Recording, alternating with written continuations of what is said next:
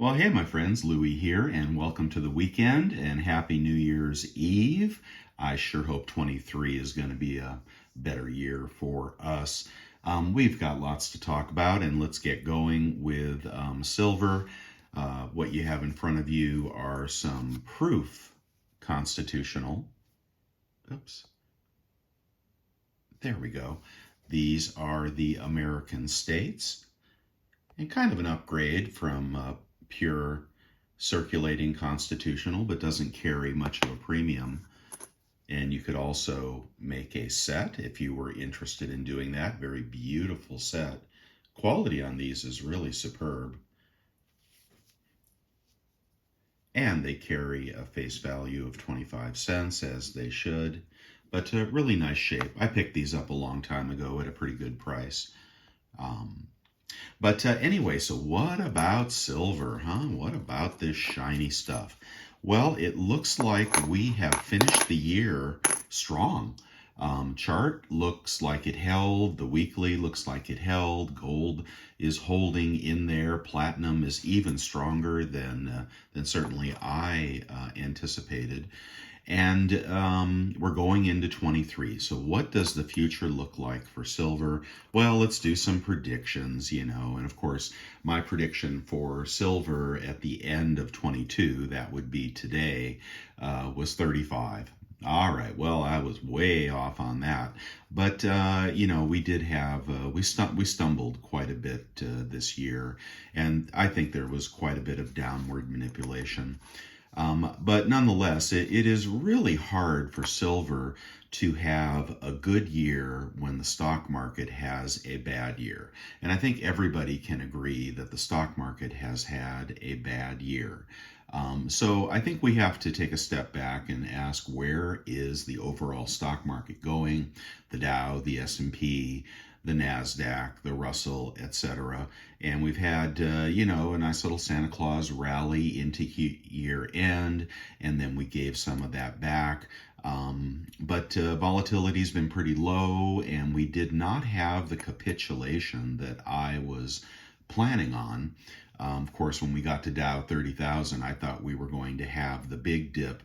And the big dip, in my opinion, will take silver prices, silver spot prices, and gold spot prices, I think, down with it. So I am still anticipating another dip in the stock market. I'm still anticipating we go sub 30,000 on the Dow. Of course, the NASDAQ hasn't waited for capitulation. It has just ground lower and lower and lower, and we are just a gnat's hair away from busting those recent lows. So NASDAQ is full in crash mode, and I don't think the Dow and the S&P can hold up. When you take a look at the NASDAQ and you take a look at the coming recession.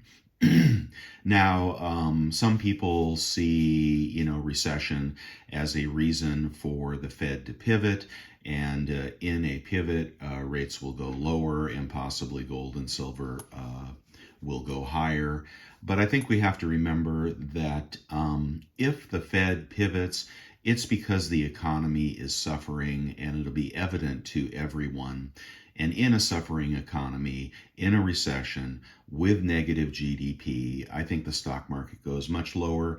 And I think there will be a liquidity crisis, and it will give us one more chance to pick up the shiny here.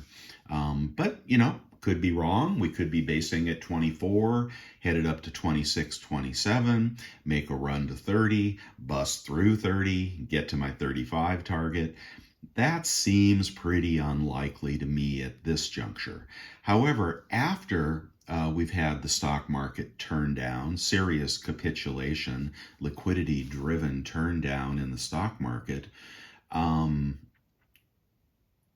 and we have seen, a low put in for silver and gold, and I think it will be lower than where we're at right now. Then I think we're off to the races. Then I think that the Fed can do its magic and inflate to high heaven, and do its easing and everything that everyone predicts. It's just where I differ from everyone is that I don't think we're there yet.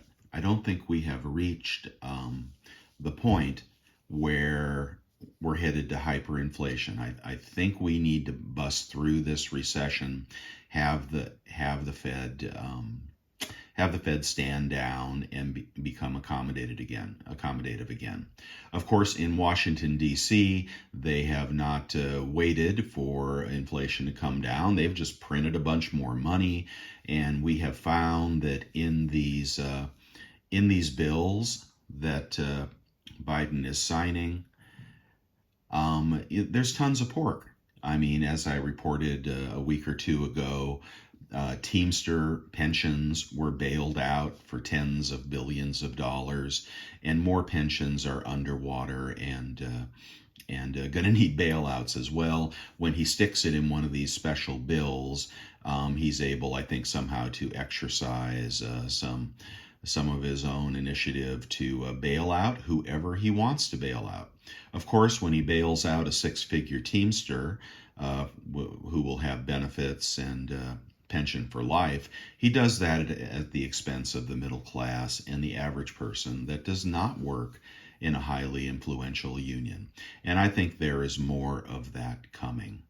This is a lock replica. This is an authentic lock.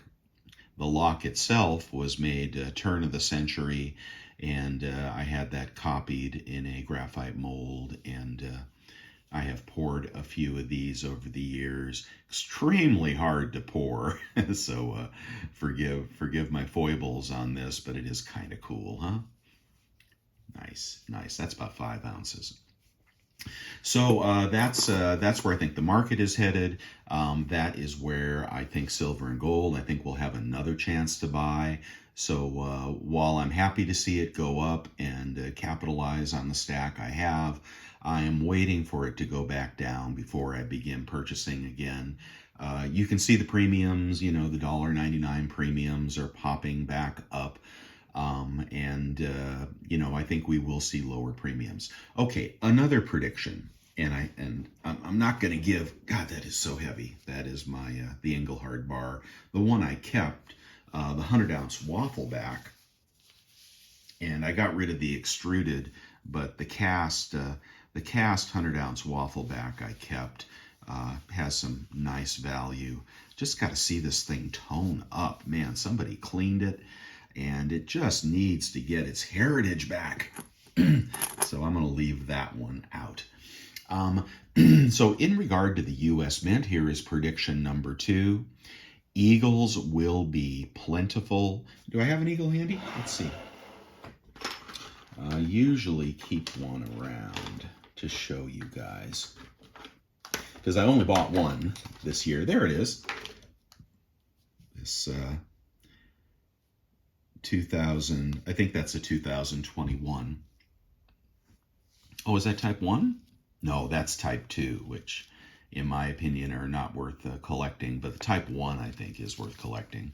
But okay, so what I have studied the Mint and their acts of suppression, and I do believe that they are part of the suppression machine. And I think one thing they do, at least that I've seen, is that when silver prices run higher, and I think our government gets worried about silver running away and discrediting the dollar, I think they open up the minting presses and they mint as many as they can. So I'm expecting, contrary to most, I'm expecting 2023 to be a high mintage year for U.S. Mint Silver Eagles. Maybe the Gold Eagles as well, but I bet they pump out 40 million of these things. Why do they do that? In my opinion, tinfoil hat time. When the price gets up to a point where the government does not like it, they tap somebody on the shoulder who kicks somebody under the table, and they say, mint as many as you can and dump them at the highest price you can. And what that tends to do is saturate the market, bring the premiums down, and ultimately I think it has an effect on spot price. Just my thought. So I don't think we'll see a short year in 2023 for Eagles, and I think those excessive premiums will reduce dramatically. You may even find these for 3-4 over spot. So that's a wild prediction, huh? Maybe true, maybe not. See if you disagree. But the U.S. Mint has a standing hedge or a short position on silver contracts, on silver futures. All right. So when the price is high, it is, and they took a loss on that short position for some reason, as Bix Weir pointed out recently. When the price is high, they're going to want to sell and sell a lot, but that dampens the market. When there's an oversupply of eagles, the price and the premium of everything comes down. And I think there's plenty of silver. I think, there's no shortage of planchets. There's no shortage of mined silver. I think, if anything, I think the production cost of silver is coming up due to inflation. And, that is going to put a floor perhaps above where it was before. 18 was a floor, 12 was a pandemic floor. I think 18 is kind of a non-pandemic floor, and it's trying to set a new range in here in the 20 to 25 range. But we could see 18 again, but I'm not exactly counting on it. But plan for there to be plenty of eagles. If you're going to purchase, I would hold off on eagles, wait for spot, to stabilize, and wait for premiums to reduce. So what is going to happen with inflation? So here is my other prediction. And everybody seems to be making this prediction at this time, but inflation and CPI is obviously coming down. All right, so that's a good thing. Of course, it doesn't eradicate the inflation we've already seen, and it doesn't help you if you just lost your job or lost your home and you're still trying to feed your family. But I do think CPI will come down, but it will not come down enough to force a Fed it will not come down enough to really put us back in the 2% range. I think we're going to get stuck around 4%, and we'll see what happens after that. But if you look back again at history with the Fed fighting inflation, the other thing I expect, like many of you do, I just don't expect it today. I think inflation coming down is going to decrease commodity prices for a while. I think it is going to double dip and then head back up again. And perhaps that's consistent with the Fed pivoting or not. But while we may be headed to 4% inflation, I think ultimately inflation will go much higher. But that is not now. Now is recession. Now is, negative GDP, same thing. And now is the price of things coming down. All right, and of course the politicians will claim victory, but eventually we'll see a double dip because I don't think we have the long-term resolve to really conquer inflation. Of course, inflation is actually an increase in the money supply, and that happened last week to the tune of $1.8 trillion by our know-nothing leaders in Congress on both sides. They should have shut down the government. They should have said, we are not going to give one more penny of pork belly spending to these politicians. And as serious as Powell may be about fighting inflation, he can't fight an open fire hose. That is impossible. And at some point, I think he gives up and bring on the next contestant. Who knows who that will be. So the dollar, another reason, talking about the dollar, another reason I expect silver to take a hit here is that the dollar has been on a recent pullback. However, I believe that the dollar is still in an uptrend. And if you listen to, as much analysis as I do on a weekly basis, the one that stood out to me the most last week was the dollar milkshake guy. Okay, the dollar milkshake guy has got the clearest thinking of anybody I know. Forget Manarino, forget Monaco. Go to the dollar milkshake guy, the one who was right about the dollar heading up to 115. And what he focuses us on is that the dollar is a world-based phenomenon, And, it is not just what's happening in the US as we squander our children's money, it is what's happening around the world. And why the dollar is weak right now is that around the world, Japan and the European Union, and I think less so Great Britain, but they have taken a harder stance. They are emulating Powell, and they are tightening. Okay, they are tightening, and the dollar milkshake guy will acknowledge that they are tightening. Oh, look at that! That's a Ron Paul. Gee, that's a peace dollar. I believe that's a Ron Paul. Yeah, that's Ron Paul for president. This guy should have been president for sure. For sure, we would have eliminated so much suffering had someone like this, a sound money guy, become president. But wasn't meant to happen. People wanted their handouts. But the dollar milkshake guy says, don't count the dollar out because the other governments of the world have less resolve to control their currency and have less ability because they are not the world reserve currency. And we are not going to lose the world reserve currency as quickly as 1,000 YouTube videos say. So down the road, the dollar milkshake will return because other countries, especially in the face of a worldwide recession, other countries are going to give up quickly, like you saw the UK do. Whenever there is a challenge, they're going to reverse their hard stance, and they've had their hard stance for a couple weeks now, or maybe perhaps a little longer. And I think that's going to soften, and I think the dollar is going to resume its uptrend. Again, not conventional. Why do we do that? No, that's the right way. Not conventional wisdom. People are calling for the death of the dollar. Not so fast, because there is nothing better in our world than the US dollar. And when everything falls apart, we head back into recession. Dollars are going to be needed, even if they're trading, gold for oil and so forth, which is kind of a side story. I don't think that is a serious current story. I think it's a long-term story. These all Ron Pauls? Yep, they sure are. So good old Ron Paul. And Rand Paul is smart as well, but God, he's so non-charismatic. He could never get elected. So we're not going to see the Pauls in office, I don't think.